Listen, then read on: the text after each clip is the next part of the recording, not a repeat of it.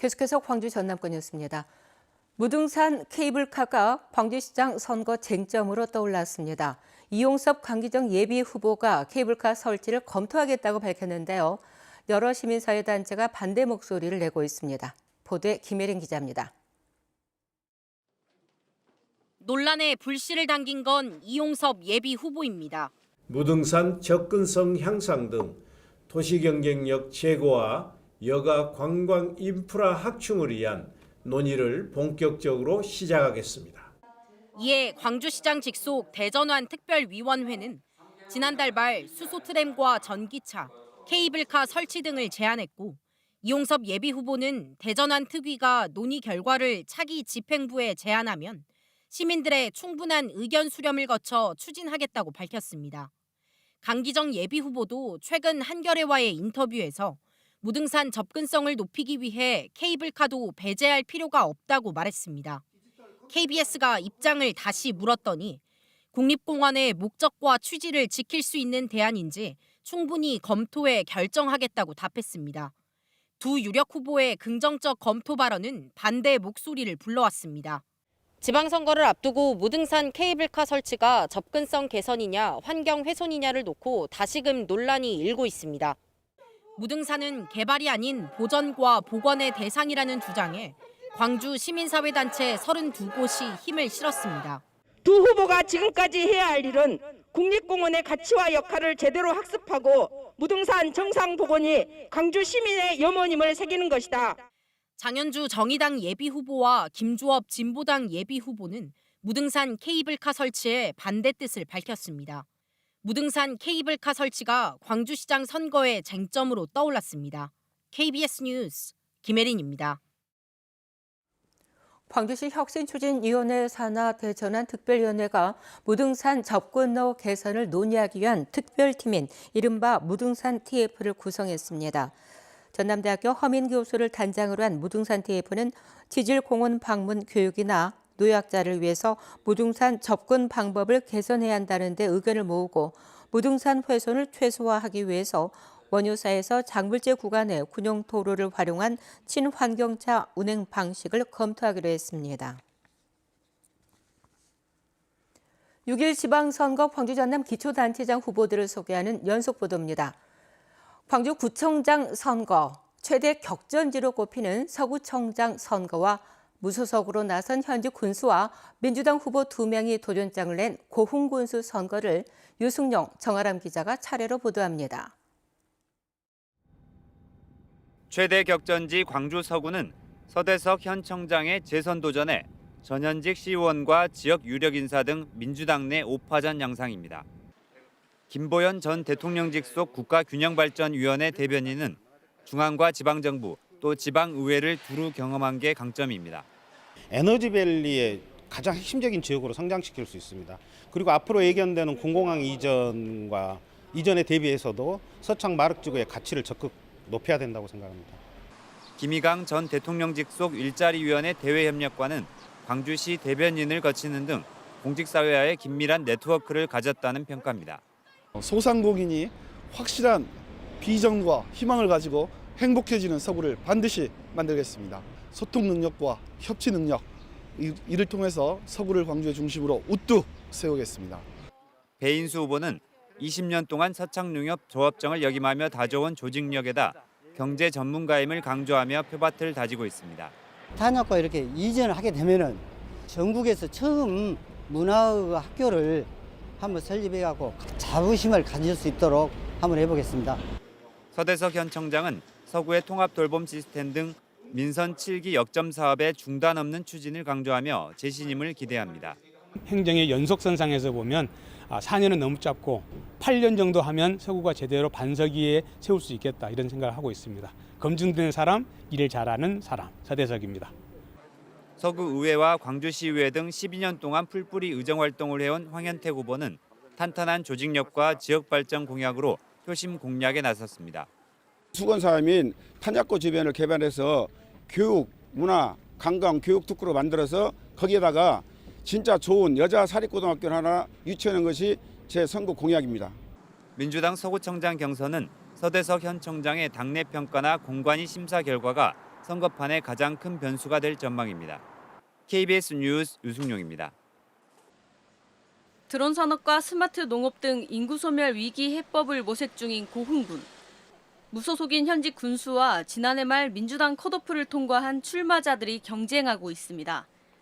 송기근 현 고흥군수는 스마트팜 혁신 밸리 조성과 국도비 2조 원 확보 등 민선 7기 성과를 내세우며 국민들의 지지를 호소하고 있습니다. 민선 7기 때 추진했던 각종 대형 사업들을 마무리하고 또 제가 구상하고 있는 많은 사업들을 앞으로 추진하기 위해서 고흥군수 출마가 두 번째인 공영민 전 기획재정부 부의사관은 고흥 한우의 브랜드화를 위한 과감한 투자와 우주항공산업 클러스터 구축을 통한 지역경제 발전 구상을 내놨습니다. 우주 산업 클러스터를 만들어서 고흥에 양질의 일자리를 창출해서 젊은 청년들이 돌아오는 고흥 반드시 만들고. 박진권 전 전라남도 의원은 농촌 인구 소멸 대응을 위한 전담 기구 운영과 도시민의 원활한 접근을 위한 광주와 고흥, 나로우주센터를 잇는 고속도로 개설을 공약으로 제시했습니다. 발전 가능성이 풍부하나 도시민들이 접근하기에 상당히 어려움을 많이 겪고 있습니다. 그래서 교통망 확충에 최선을 다해야 되겠다 이런 다짐을 하고요. 직전 지방선거에서 박빙 승부를 펼쳤던 무소속 현직 군수와 민주당 소속 후보의 맞대결이 다시 한번 이뤄질지 민주당 경선 결과에 관심이 쏠리고 있습니다. KBS 뉴스 정아람입니다. 어제 광주 전남에서 2만 1,000여 명이 확진돼 코로나19 신규 확진자 수가 닷새 만에 다시 2만 명대를 기록했습니다. 광주에서는 북구 소재 정신건강시설과 서구 소재 요양병원 등에서 집단 감염되는 등 확진자 9,155명이 추가됐습니다.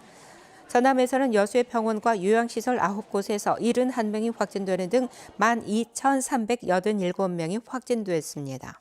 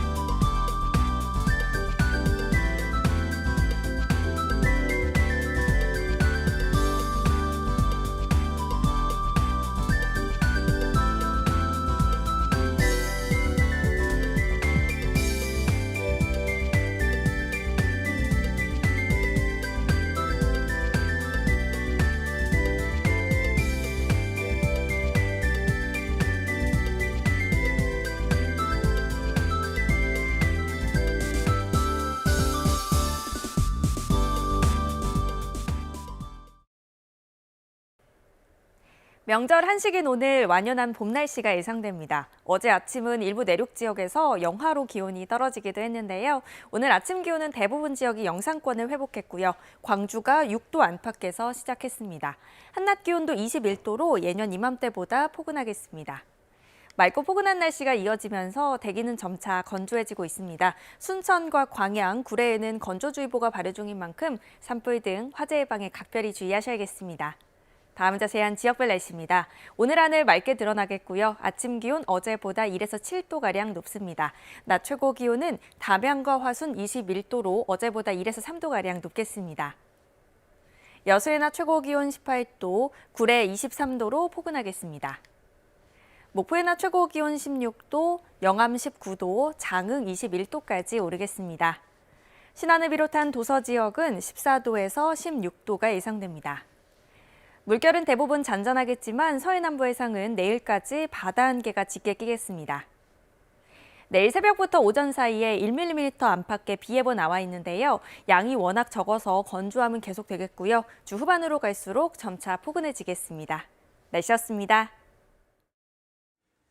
프로야구 기아 타이거즈가 하나 이글스를 4대3으로 누르고 올 시즌 첫 승리를 거두었습니다. 기아는 어제 광주에서 열린 한화와의 경기에서 황대인의 안타로 앞서가다가 신인 김도영의 수비 실책과 연속 피안타로 역전당했지만 8회 말 류지혁의 2타점 적시타로 재역전승을 거뒀습니다. 기아는 오늘 치러지는 한화와의 시즌 2차전에 지난해 신인왕 이의리를 선발 투수로 내세워 연승에 도전합니다. 국토교통부가 다음 달부터 매달 100편의 국제선을 증편하기로 한 가운데 제주항공이 무안국제공항에서 출발해 동남아로 향하는 국제선 운항 허가를 신청했다고 밝혔습니다.